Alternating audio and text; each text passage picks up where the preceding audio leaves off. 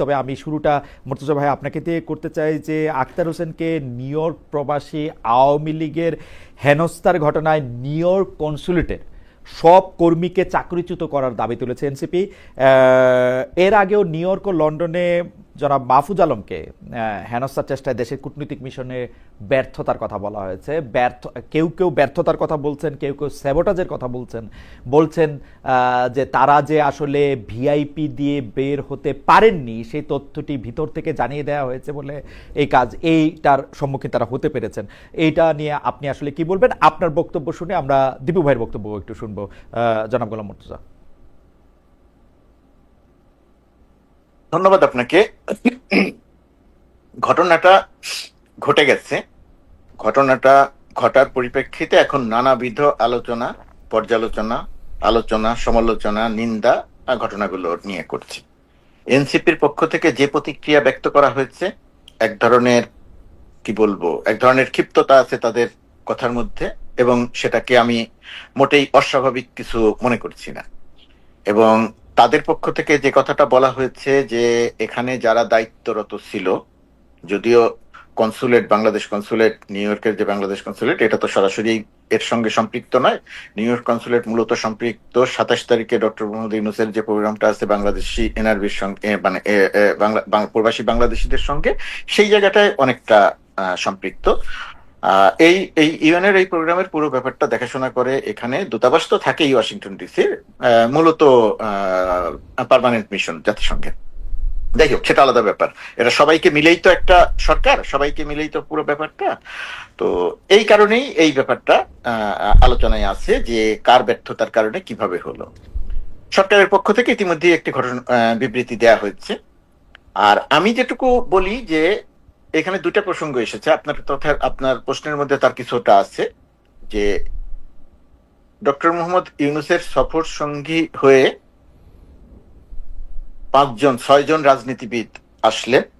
এই 6জন রাজনীতিবিদের মধ্যে একজন যেহেতু যুক্তরাষ্ট্রেই থাকেন, সঙ্গে এসেছেন 5জন। এই 5জন কেন ডক্টর ইউনূসের সঙ্গে বের না হয়ে, একসঙ্গে বের না হয়ে এই 5জন কেন আলাদা বের হলো, ডক্টর ইউনূস কেন তাদেরকে সঙ্গে নিয়ে আসলেন না, এই প্রসঙ্গটা সামনে এসেছে। এটার ব্যাপারটা এখন জনে জনে গিয়ে বলা মুশকিল, এবং কতখানি পরিষ্কার করে বলা যায় সেটাও একটা ব্যাপার। তারপরেও আমি যেহেতু আপনার অনুষ্ঠানে যুক্ত হয়েছি, আমি একটু দর্শকদের একটু বলতে চাই। মানুষ বিচার করবে যে আসলে কার ভুল কার ব্যর্থতা, সেটা আলাদা। যখন প্লেন ল্যান্ড করে, উড়োজাহাজটি যখন ল্যান্ড করে, উড়োজাহাজটি কালকে প্রায় 40 মিনিট মতো ডিলে ছিল। যখন ল্যান্ড করার পরে সিক্রেট সার্ভিসের পক্ষ থেকে, যুক্তরাষ্ট্র সিক্রেট সার্ভিসের পক্ষ থেকে পুরো ব্যাপারটা দেখাশোনা করা হচ্ছিল। এমনিতেই ভিআইপিদের, রাষ্ট্রপ্রধানদের নিরাপত্তা দেয়া হয়। আর ডক্টর ইউনূসকে কেন্দ্র করে, সরকারকে কেন্দ্র করে, এনসিপি কে কেন্দ্র করে, যেহেতু যুক্তরাষ্ট্রে আওয়ামী লীগের একটা সন্ত্রাসী কর্মকাণ্ডের আভাস পাওয়া যাচ্ছিল, এবং ইতিপূর্বে তারা সেই সন্ত্রাসী কর্মকাণ্ড করেছিল, প্রতিবাদ নয়, প্রতিবাদ পর্যন্ত আমার কোনো বক্তব্য নাই, প্রতিবাদ করতেই পারে। তো এই সন্ত্রাসী কর্মকাণ্ডের পরিপ্রেক্ষিতে যেহেতু যুক্তরাষ্ট্র সরকারের সকল সংস্থাকে জানানো হয়েছিল বিষয়টি যেন তারা দেখভাল করেন, এবং তারা সেই অনুযায়ী প্রস্তুত ছিল। সিক্রেট সার্ভিস বিশেষ গাড়ি একেবারে এয়ারপোর্টে যে জায়গাটাতে প্লেন থেমেছে প্রথমে, সেই জায়গাতে যায়, সবাইকে সেখানে তারা গাড়ি থেকে নামেন এবং তাদেরকে সেই গাড়িতে সিক্রেট সার্ভিসের তত্ত্বাবধানে তোলা হয়, একটা বিশেষ গেট দিয়ে নিয়ে আসা হয়, সেই বিশেষ জায়গা থেকে নিয়ে আসা হয়। কিন্তু ওই জায়গাটাতে যে বিপত্তিটা বাঁধলো, যে সমস্যাটা যে জায়গাটাতে তৈরি হলো, দেখা গেল যে 5জন রাজনীতিবিদ যারা সঙ্গে এসেছেন তাদের যে ভিসা ক্যাটাগরি, সেই ভিসা ক্যাটাগরি ডক্টর যে ভিআইপি গেট দিয়ে ডক্টর ইউনূস রাষ্ট্রপ্রধানের সঙ্গে বের হয়ে আসার যে ব্যাপারটা থাকে, তাদের ওই ভিসা ক্যাটাগরি এটাকে পারমিট করে না। তখন এদেরকে বলা হয়, ইমিগ্রেশন থেকে বলা হয় যে এদেরকে এই সাধারণ লাইন দিয়ে যেতে হবে।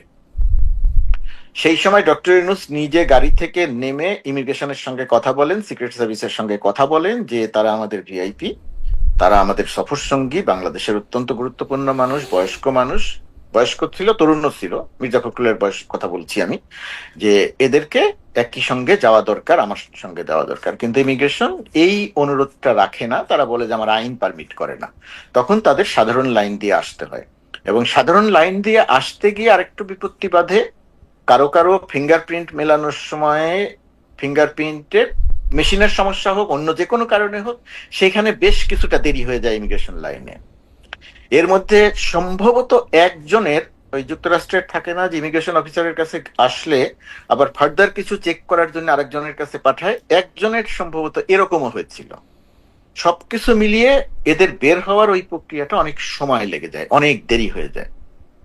অনেক দেরি হয়ে যাওয়ার পরিপ্রেক্ষিতে তারা যখন বের হয়ে আসেন, বের হওয়ার সময় গেটের সামনে আওয়ামী লীগের কিছু লোকজন দাঁড়িয়ে ছিল, সংখ্যায় যে তারা খুব বেশি ছিল তা নয়। তো ওই জায়গাটাতে দুর্ঘটনাটা ঘটেছে এবং সেই দুর্ঘটনার এখন দায় দেয়া হবে, একে দায় দেয়া হবে, ওকে দায় দেয়া হবে। সরকারের পক্ষ থেকে যেটা করা হচ্ছে, আমি যেটা জানি, যে একটা তদন্ত, নিজেরা একটা তদন্ত করা হচ্ছে এবং তদন্ত করে একটু খতিয়ে দেখা হচ্ছে যে আসলে কোন জায়গায় আমাদের নিজেদের কোনো দুর্বলতা আছে কিনা। সেই দুর্বলতা যদি থেকে থাকে, আপনি যেটা বলছেন ভেতর থেকে কোনো তথ্য পাচার করা হয়েছে কিনা, তাদেরকে বিশেষভাবে জানানো হয়েছে কিনা, এই সমস্ত সবগুলো অভিযোগ বিবেচনায় নিয়েই একটু দেখা হচ্ছে যে কোন জায়গা থেকে কি ঘটলো, এবং তার পরিপ্রেক্ষিতে আমার ধারণা যে পরবর্তী আপডেটটা পাওয়া যাবে এবং জানা যাবে। মুর্তজা ভাই, আপনাকে ধন্যবাদ। আপনি মানে একদম মানে ভালো মতোই একজন আমাদের সাবেক কালের পেশা মানে রিপোর্টারদের মতো আপনি চমৎকার বর্ণনা দিয়েছেন। কিন্তু আমি এখানে একটা ছোট প্রশ্ন করতে চাই। প্রশ্নটা হচ্ছে যে ডক্টর মোহাম্মদ ইউনূস এবং তার সঙ্গে যারা এসছেন তারা কি এটা জানতেন না যে দুই রকম ভিসা ক্যাটাগরির যদি থাকে উনারা কোনো দিন এই নিরাপত্তা প্রোটোকল পাবেন না, যেটা ডক্টর মোহাম্মদ ইউনূসই বলুক আর ডোনাল্ড ট্রাম্পই বলুক। এইটা যাদের মার্কিন যুক্তরাষ্ট্রে একবার আসার অভিজ্ঞতা আছে তারাও এটা জানেন, যেই রকম ভিসা ক্যাটাগরি সেই রকম নিরাপত্তা বলয় তারা পাবেন। মানে ওনারা হত্যা দিয়ে পড়ে থাকলেও ওদেরকে ভিআইপি টার্মিনাল ব্যবহার করতে দেয়া হবে না, বা এইটা ব্যবহার করতে দেয়া হবে না। মানে আমি মার্কিন যুক্তরাষ্ট্রে খুব বেশিবার আসি নাই, 12, 13, 15 বার আসছি, কিন্তু আমি প্রথমবার থেকেই এটা জানি, কারণ প্রথমবার থেকেই এটা আমাকে একদম স্পষ্ট করে বলে দেওয়া হয়েছে 2003 সাল থেকে। এটা কি ডক্টর মোহাম্মদ ইউনূস এবং তার সরকারের তার প্রোটোকল এটা জানতেন না? এটা যে কোনো কারণেই হোক, এখন আপনি যে প্রশ্নটা করছেন, আপনার এই প্রশ্নের যে খুব সরাসরি বা সঠিক কোনো জবাব আমার কাছে আছে তা না। আমার একটু সমস্যা হচ্ছে খালেদ, আমি যেহেতু সাংবাদিক, তো সেই সাংবাদিক হওয়ার কারণে আমি যে কোনো বিষয়ই একটু ঘুরিয়ে পেঁচিয়ে, আপনি যেহেতু প্রশ্ন করেছেন তার একটা জবাব দিতে হবে, এদিকেও গেলাম না ওদিকেও গেলাম না, কিছু একটা পেঁচিয়ে পেঁচিয়ে বললাম। আমি আসলে ওই কাজটা করতে চাই না, করতে পারিও না। তো সেই কারণে আপনি যে প্রশ্ন করেছেন, আমার ধারণা যে এর সঙ্গে সংশ্লিষ্ট যারা ছিলেন, আমি নিজেরকেও যদি বলি, আমি নিজেই পুরো ব্যাপারের সাথে আমার সম্পৃক্ততা নাই, কিন্তু তারপর আমি দায় এড়াচ্ছি না। এই ব্যাপারটা ডেফিনেটলি সেইভাবে প্রথম অবস্থাতে নজরে নেওয়া হয় নাই। এর একটা কারণ হয়তো হতে পারে, যেহেতু পলিটিশিয়ানরা একেবারে শেষ দিকে এসে সফরে যুক্ত হয়েছেন, যুক্ত হওয়ার কারণে হয়তো এই বিষয়টি ওইভাবে খতিয়ে দেখা হয় নাই, বিবেচনায় নেওয়া হয় নাই। যদি বিবেচনায় নেওয়া হতো তাহলে হয়তো প্রথম থেকেই যদি জানা থাকতো তাহলে হয়তো বিষয়গুলো এরকম নাও হতে পারতো। নিশ্চয়ই আপনি যে প্রশ্ন করেছেন এবং মানুষ যে সমালোচনা করছেন, এটা তো একটা যুক্তি আছে। আমি অবশ্য বিএনপির অ্যাঙ্গেল থেকেও আপনাকে একটু প্রশ্নটা করতে চাই, কিন্তু আমি আগে দীপু ভাইকে শুনে আসি যে যারা পরে এসে যুক্ত হয়েছে তাদের মধ্যে তাসনিম যারা ছিলেন, কিন্তু মির্জা ফখরুল ইসলাম আলমগীর এবং জনাব আখতার হোসেন আগে থেকেই যুক্ত ছিলেন, এবং সমালোচনার মুখে আমি অনেক সমালোচনা করেছিলাম, বিএনপি থেকে দুজন কেন, ওরা একজন কেন। পরে দেখলাম যে আবার আমাদের এই সরকার খুব কথা শুনে তারা আবার সবাই থেকে দুজন করে নিয়েছেন। মানে এক অদ্ভুত। আমরা এইটা নিয়ে আপনার সাথে কথা বলবো। আমি একটু দীপু ভাইয়ের মতামত একটু শুনে আসি যে দীপু ভাই, এইবার কিন্তু মানে আওয়ামী লীগের হয়েছে কি, যারা বিদেশে আওয়ামী লীগ থাকে তারা অনেক মজাটা পাইছে হচ্ছে লন্ডনে মাহফুজ সাহেবকে আক্রমণ করে, নিউ ইয়র্কে মাহফুজ সাহেবের প্রতি এক ধরনের এটা করে, এবং এইবার এটা প্রায় ঘোষণা দিয়েও এটা করছে। এটা আমি একরকম ভাবে যেরকম বলতে পারি যে মজা পাইছে। অন্যদিকে আওয়ামী লীগের তো আসলে কিছু করার নাই, দেশে আপনি তার রাজনীতি করতে দিবেন না, তার নামে মামলা দিবেন, সে বাইরে হলে আপনি এটা করবেন, সে তো যেইখানে যখন পারবে এরকমই করবে মনে হয় আর কি। কিন্তু এই যে গতকাল ঘটনাটা ঘটছে এইটার ক্ষেত্রে মানে যেখানে আমরা সবাই লজ্জা পাইছি, আমাদের সবার মানে মাথা হেট হয়েছে, এবং আওয়ামী লীগের লোকজনও কিন্তু খুব গর্ব কইরা বলতেছে এরকম, মানে কেউ হয়তো নিশ্চয়ই বলতেছে, এইটারে আপনি আসলে কি হয় দেখেন? এটা কনসুলেটের ব্যর্থতা। এনসিপি আবার এক কাঠি বাড়া, কনসুলেটের সব লোককে বাদ দিয়ে দিতে হবে, মানে কনসুলেটের একটা লোককেও রাখা যাবে না, ওদের কোনো লোক যায় না ওকে রিসিভ করতে, মানে আর কনসুলেটের সব লোককে বাদ দিয়ে দিতে হবে। কনসুলেট থেকে হচ্ছে মানে ইয়া করছে, মানে এনসিপি একটা মানে আমি এনসিপির পজিশন বুঝিই না আসলে। দীপু ভাই যদি একটু বলতেন। আচ্ছা, আমি বলার আগে আমি একটু ডিফেন্ড করি এই যুক্তিতে, যে যেই প্রতিবাদের ভাষাটা তাহলে কি হবে? বিরোধী দলের এই ধরনের প্রতিবাদের ভাষা কি আমরা অতীতে দেখি নাই? গত 15 বছরে আওয়ামী লীগের মানে স্বয়ং যে প্রধান এবং প্রাইম মিনিস্টার শেখ হাসিনা, মানে তার বহরকে ঘিরে বা মন্ত্রীদেরকে ঘিরে এরকম অসংখ্যবার কিন্তু ঘটনা ঘটছে। বিষয়টা হলো যে আক্রমণ করা হয়েছে কিনা, কোনো অস্ত্র নিয়ে আক্রমণ করা হয়েছে কিনা, সেটা তো হয়নি। এই ডিম ছোড়া মানে জুতা ছোড়া এগুলি তো অহরহ পশ্চিমা বিশ্বে। এইটুক পর্যন্ত আমার ধারণা যে এটাকে আর সন্ত্রাসী ঘটনা মনে করা হয় না, এটাকে তারা মনে করে একটা ক্ষোভ, বিক্ষোভের একটা প্রকাশ হিসেবে দেখে। তো এটা যদি আমরা রাজনৈতিকভাবে বিবেচনা করি তাহলে আমাদেরকে, হ্যাঁ অবশ্যই তারা অতিথি, তাদেরকে ডিম ছুঁড়ে মারছে, পিছনে লাগছে, এটা কিন্তু এটা কি মানে রাজনৈতিক ক্ষোভ বিক্ষোভের মধ্যে কি এটা খুবই অস্বাভাবিক? মানে আওয়ামী লীগের পয়েন্ট অফ ভিউ থেকে আমরা যদি বিবেচনা করি যে তারা যদি বলতে পারে যে তাদের তো এরকম অবস্থার মধ্যে হয়েছে, সুতরাং তারা একটা ডিপ মারছে, তারা তো কোনো মানে পাথর মারে নাই, অস্ত্র দিয়ে আঘাত করেনি, তো এটা কি এমন মানে প্রতিবাদের তাহলে কি হবে? না দীপু ভাই, মানে দীপু ভাই আওয়ামী লীগের বন্ধুরা আমার উপরে রাগ করতে পারে, কিন্তু ঘটনা হইতেছে কি অন্য সময় প্রতিবাদগুলি আমরা দেখছি যে সাবেক প্রধানমন্ত্রী বা তার সরকার অন্য লোকেরা যখন গেছে, এইটা হচ্ছে যে একটা মোটামুটি ভাবে ব্যারিকেড দেয় একটা জায়গার ওপাশে থেকে তারা স্লোগান দিয়েছেন, তারা অনেক রকম কথা বলেছেন, কেউ কেউ নানা ধরনের অঙ্গভঙ্গিও করেছেন।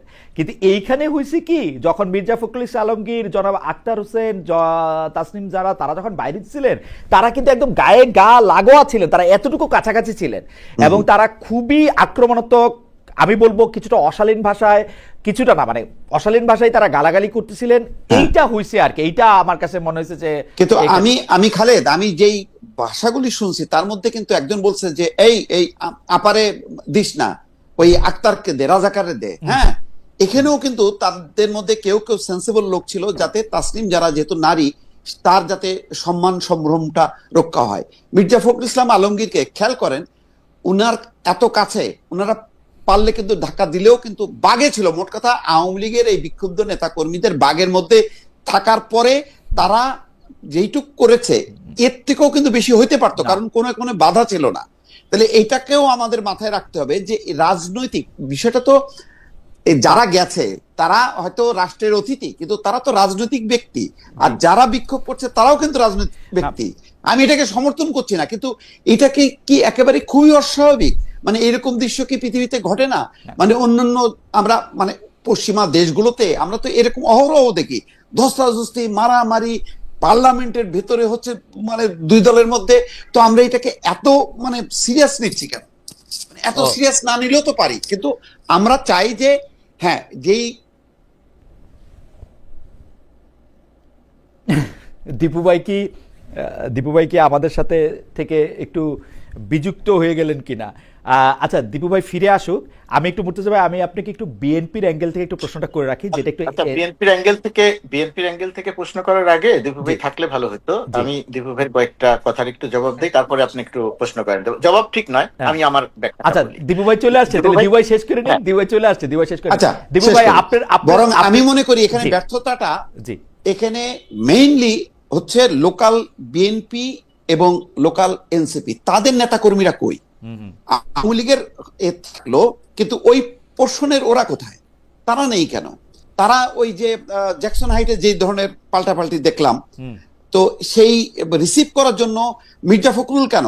যুব দল, ছাত্র দলের নেতারা গেলেও যে পরিমাণ শোডাউন হয়, যে পরিমাণ নেতা কর্মীরা ভিড় করে, একটা পাওয়ার ব্যালেন্স, মির্জা ফখরুল ইসলাম আলমগীর সহ যারা যাচ্ছে মনে হচ্ছে এতিমের মতন করে তারা যাচ্ছে কেন? এনসিপির কর্মীরা কোথায়? বিএনপির নেতা কর্মীরা কোথায়? জামাতের নেতা কর্মীরা কোথায়? জামাতের নেতাকে তো মনে হয় দেখলাম না, উনি কি প্রোটোকল পাইছে কিনা আমি ঠিক জানি না, কারণ আমি দীপু ভাই তাহলে একটু আপনার কাছে আবার ফিরে আসি। কিন্তু আমাদের মুর্তজা ভাই আবার একটু ইয়া দিয়ে রাখছিল যে উনি একটু কিছু বলতে চান এই সম্পর্কে। একটা সেকেন্ড মুর্তজা ভাই, আমাদের অনেক দর্শক আমাদের সাথে যুক্ত আছে, তো দুইজন দর্শকের প্রতিক্রিয়া একদম পাশাপাশি, তাদেরটা একটু পড়ে শোনাই।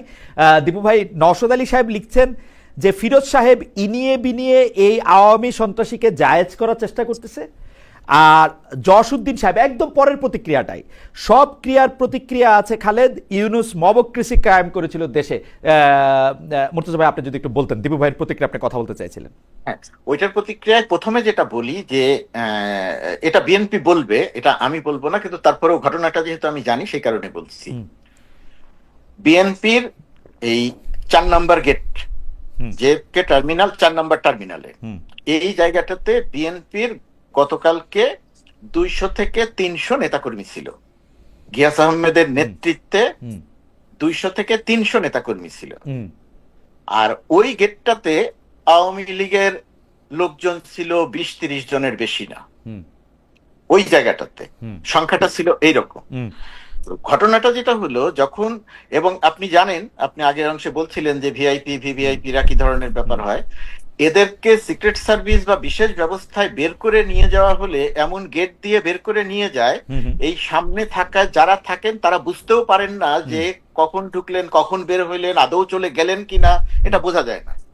তো গতকালকেও তাই হয়েছে, এদেরকে বের করে নিয়ে যাওয়া হয়েছে, প্রধান উপদেষ্টার গাড়িকে বের করে নিয়ে যাওয়া হয়েছে। ওইটার পরপর বিএনপি নেতৃবৃন্দ জেনেছেন যে প্রধান উপদেষ্টা সঙ্গে আমাদের যারা এসেছেন তারা চলে গেছেন। তখন বিএনপির, আমি জানি দেখে বলছি, বিএনপির তখন ধারণা হয়েছে যে তাদের মহাসচিব চলে গেছে, হোটেলে যাবে, তারা তখন হোটেলের উদ্দেশ্যে রওনা দিয়েছেন জায়গাটা ছেড়ে।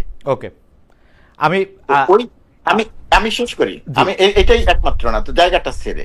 ওই কারণে বিএনপিকে ওইখানে ওই সময়টাতে দেখা যায়নি।